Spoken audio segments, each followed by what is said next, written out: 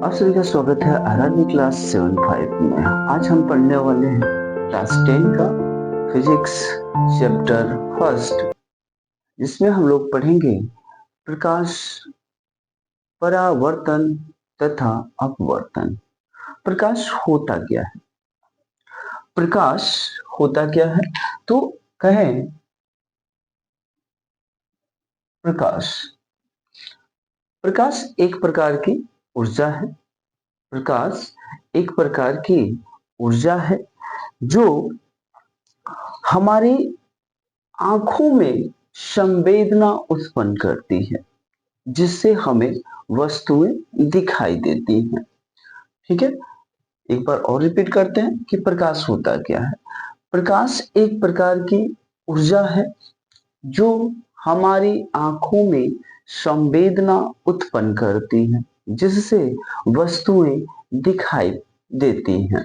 ठीक है, कोई भी वस्तु है, उसे देखने के लिए हमें प्रकाश की आवश्यकता पड़ती है। ठीक है, अब कहें तो परावर्तन के आधार पर परावर्तन के आधार पर प्रकाश जो है वो दो प्रकार से देखा जाता है। दो प्रकार से। अब वो दो प्रकार के होते क्या हैं? तो यहां पे आप पहला पढ़ोगे प्रदीप्त प्रदीप्त वस्तुएं। प्रदीप्त प्रदीप्त वस्तुएं। दूसरा होता है अप्रदीप्त अप्रदीप्त वस्तुएं। अब प्रदीप्त वस्तुएं क्या होती हैं? प्रदीप्त वस्तुएं क्या होती हैं? तो इसमें हम कहेंगे वे वस्तुएं जो स्वतः प्रकाश उत्पन्न करती हैं। वे वस्तुएं जो स्वतः प्रकाश उत्पन्न करती हैं, ऐसी वस्तुओं को प्रदीप्त वस्तुएं कहते हैं। ऐसी वस्तुओं को प्रदीप्त वस्तुएं कहते हैं। जैसे आपका क्या हो जाएगा? बल्ब बल्ब ठीक है, सूर्य सूर्य, मोमबत्ती इत्यादि ऐसी वस्तुएं हैं जो प्रदीप्त वस्तुएं कहलाती हैं। अब आता है सेकेंड, दूसरा जो होंगे अप्रदीप्त वस्तुएं क्या कहलाएंगे? तो वे वस्तुएं जो स्वतः प्रकाश उत्पन्न नहीं करती हैं, लेकिन प्रदीप्त वस्तुओं के माध्यम से दिखाई पड़ती हैं। ठीक है, जैसे आप कहो कुर्सी, मेज, पेन, कूलर, पंखा, बेंच इत्यादि ऐसे वस्तुएं अप्रदीप्त वस्तुएं कहलाती हैं। ठीक है, अब आते हैं प्रकाश के गुण। प्रकाश के गुण क्या होता है? प्रकाश के गुण। तो प्रकाश के गुण क्या होते हैं?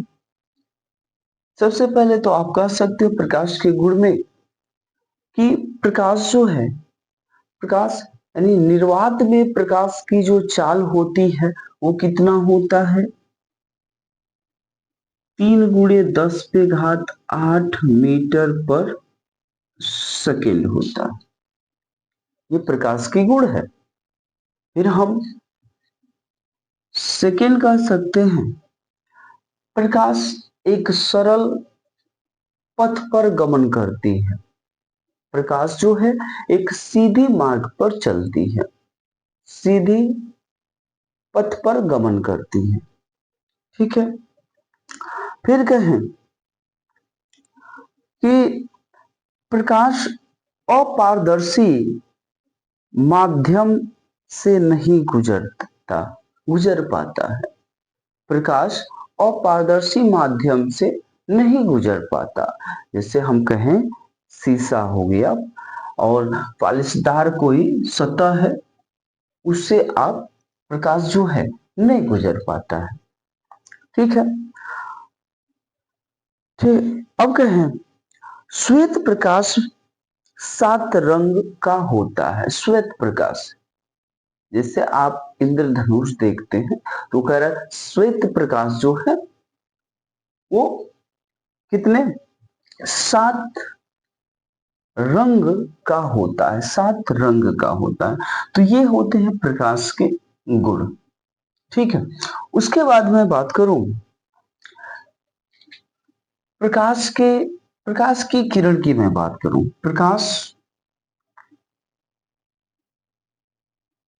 प्रकाश की किरण। अब ये प्रकाश की किरण होता क्या है? प्रकाश की किरण, ठीक है, प्रकाश की किरण क्या होगा? तो हम कहेंगे किसी समांग माध्यम में प्रकाश एक बिंदु से दूसरे बिंदु तक जिस ऋजुरेखीय मार्ग से होकर जाता है उसे प्रकाश किरण कहते हैं। उसे प्रकाश किरण कहते हैं। ये किरण जो है, या एक डिफिनेशन और इसका परिभाषा जो आपसे पूछा जा सकता है कि किरण पुंज क्या होते हैं, कि किरण पुंज, ठीक है, तो कहेंगे एक ही दिशा में जाने वाले प्रकाश किरण के समूह को, एक ही दिशा में जाने वाले, एक ही दिशा में जाने वाले प्रकाश किरण को किरण पुंज कहते हैं। ये किरण पुंज 3 प्रकार के होते हैं। तब आपसे पूछा जाएगा कि प्रकाश की किरण पुंज कितने होते हैं? ठीक है, तो प्रकाश किरण पुंज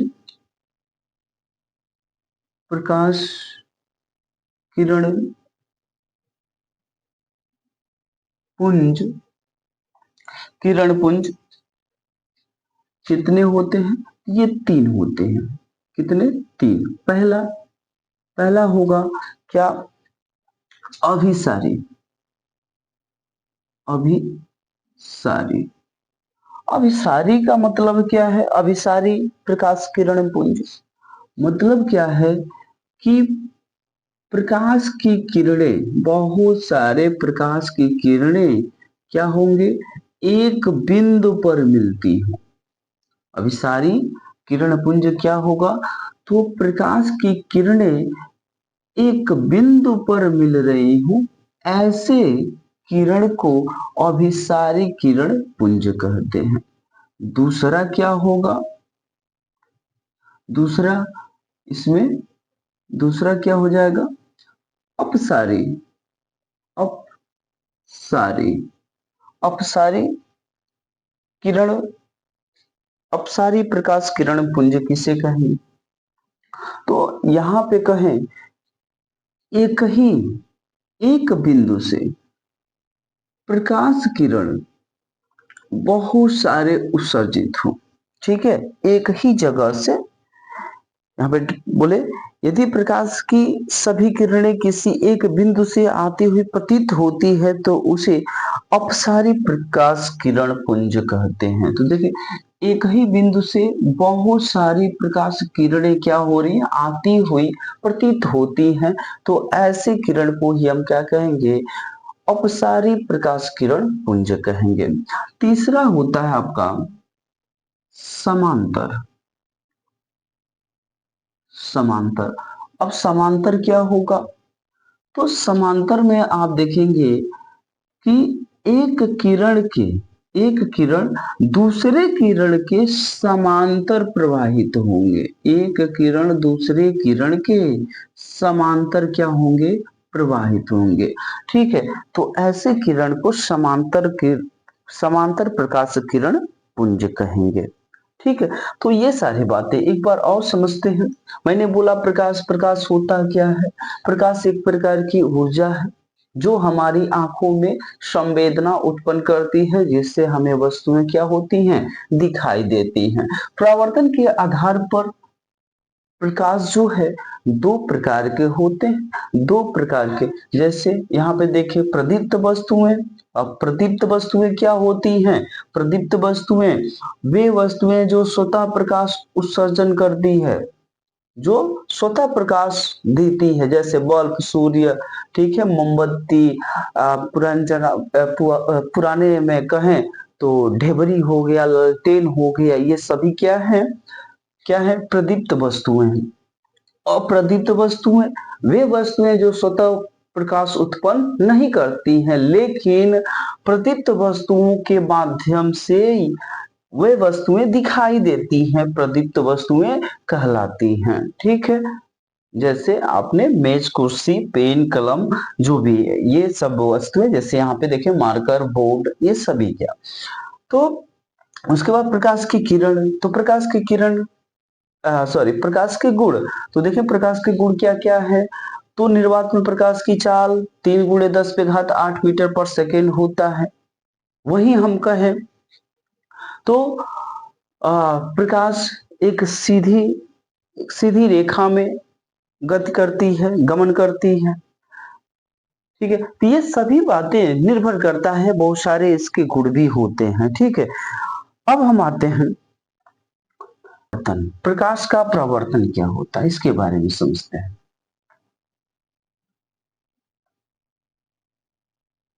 प्रकाश का परावर्तन,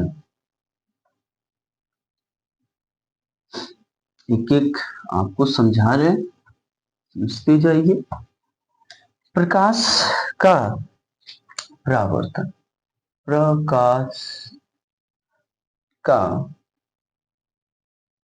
या यहाँ पे मैं डायरेक्ट आपको समझाऊं प्रकाश का परावर्तन होता क्या है। तो यहाँ पे हम कहेंगे प्रकाश का, कहें प्रकाश का, जैसे आपको मैं एक्सप्लेन करूं कि प्रकाश का, जैसे मान लीजिए ये है आपका कुछ बुक है, तो यहाँ पे देखिए ये चिकना है, या इसी बोर्ड को मैं कहूँ, इस बोर्ड पे अब क्या है, प्रकाश की किरणें आ रही है, ठीक है, और ये चिकने सतह से या पालिशदार सतह से पुनः अपने ही मार्ग में, अपने ही माध्यम में हो जा रहा है। ठीक है, जैसे हम कहे प्रकाश की किरणें, ठीक है, किसी चिकने या पालिशदार सतह से टकराकर उसी माध्यम में लौटने की क्रिया। ठीक है, मान लीजिए यहां से प्रकाश की किरणें आई और कह रहा उसी माध्यम में लौटने की क्रिया को ही क्या कहते हैं, प्रकाश का परावर्तन कहते हैं, प्रकाश का परावर्तन कहते हैं। ठीक है, तो यहां पे हम ले लेते हैं एक समतल दर्पण, यहाँ पे एक हम समतल दर्पण ले लेते हैं। ठीक है, ये हमारा क्या है, समतल दर्पण हो गया। इस पे हम एक बिंदु परावर्तक तल ले लेते हैं। मान लीजिए क्या है, परावर्तक तल, परावर्तक तल। अब हम कहें,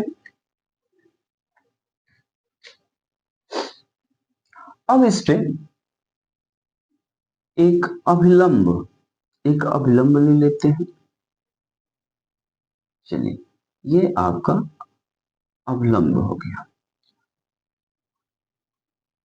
अभिलंब। और यहां से एक आपतित किरण, यहां से आपतित किरण, और ये है परावर्तित किरण।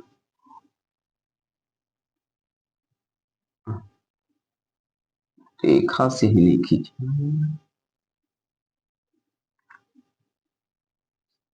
ये हो गया आपतित किरण, आपतित किरण। किरण, और ये परावर्तित किरण, किरण, ठीक है। आपतन कोण और ये है परावर्तन कोण, ठीक है। तो प्रकाश का परावर्तन, मैंने बोला जब प्रकाश किसी पालिशदार या चिकने सतह से, जब प्रकाश किसी पालिशदार या चिकने सतह से अपने माध्यम में पुनः वापस लौट जाता है तो इस क्रिया को हम कहते हैं प्रकाश का परावर्तन। प्रकाश का जो परावर्तन होता है, परावर्तन के जो नियम होते हैं वो कितने होते हैं, तो 2 होते हैं। प्रकाश का जो परावर्तन के नियम होते हैं वो 2 होते हैं। कौन कौन से, तो कहा जाता है कि पहला क्या, आपतित किरण, आपतित किरण व परावर्तित किरण तथा आपतन बिंदु, ठीक है, या परावर्तक तल। ये परावर्तक तल हो गया, इसको आप कह दें ये पूरी परावर्तक तल है, जिसे आपतन बिंदु कह दें, आपतन बिंदु, ठीक है। तो आपतित किरण व परावर्तित किरण तथा परावर्तक बिंदु तीनों एक ही अभिलंब पर मिलते हैं। एक बार पुनः फिर सुने क्या मैं बोल रहा हूं। आपतित किरण, परावर्तित किरण तथा आपतन बिंदु पर खींचा गया अभिलंब तीनों एक ही तल में मिलते हैं, ठीक है, तीनों एक ही तल में मिलते हैं। और दूसरा नियम क्या कहता है कि आपतन कोण, आपतन कोण बराबर होता है किसके, परावर्तन कोण के। आपतन कोण बराबर परावर्तन कोण, ये दूसरा नियम हो गया, ठीक है। सिंपल और साधारण से इसको समझे, पूरे पाठ प्रक्रिया आप आराम से समझ सकते हैं। तो ये हो गया आपका परावर्तन, ठीक है। अब बात आती है कि समतल दर्पण क्या होता है। समतल दर्पण, समतल दर्पण, ठीक है। तो समतल दर्पण में आप हमेशा देखेंगे जो प्रतिबिंब बनता है आभासी बनेगा, सीधा बनेगा तथा दर्पण के लंबवत ठीक पीछे उतनी ही दूरी पर बनता है जितनी दूरी पर वस्तु दर्पण के सामने रखी है, ठीक है। तो ये प्रक्रिया हो गई। अगर मान लीजिए यहाँ पे कोई समतल दर्पण है, अगर मैं कहूं समतल दर्पण है, नियम साफ साफ है। कहा जाता है कि अगर किसी व्यक्ति को या किसी वस्तु का प्रतिबिंब, अगर उसका पूरा इमेज देखना है तो कितना दर्पण यानी समतल दर्पण लगाना पड़ेगा, ठीक है। तो यहाँ पे क्या कुछ पॉइंट है उसको समझें। समतल दर्पण द्वारा बने प्रतिबिंब का आकार वस्तु के आकार के बराबर होता है। समतल दर्पण द्वारा बने प्रतिबिंब का आकार वस्तु के आकार के बराबर होगा, ठीक है। अगर समतल दर्पण द्वारा कोई वस्तु का आकार इमेज बन रहा है तो उसके बराबर ही, उसके वस्तु के आकार के बराबर ही होगा, ठीक है। तो ये प्रक्रिया है। बहुत सारी कुछ बातें होंगी जैसे आपको क्वेश्चन, तो यहाँ पे हम लोग समझेंगे, ठीक है। तो कुछ पॉइंट हम आपको देते हैं, वो पॉइंट आप देखेंगे और समझेंगे इस चीज को कि कैसे क्या समतल दर्पण पे क्या क्या प्रभाव पड़ते हैं। आप नोट्स में देखेंगे, ये पूरी क्लियर आपको हो जाएगा, ठीक है। इस पॉइंट को वहीं तक, अगले पार्ट में आपको गोली दर्पण के बारे में समझाऊंगा, गोली दर्पण होते क्या है, ठीक है।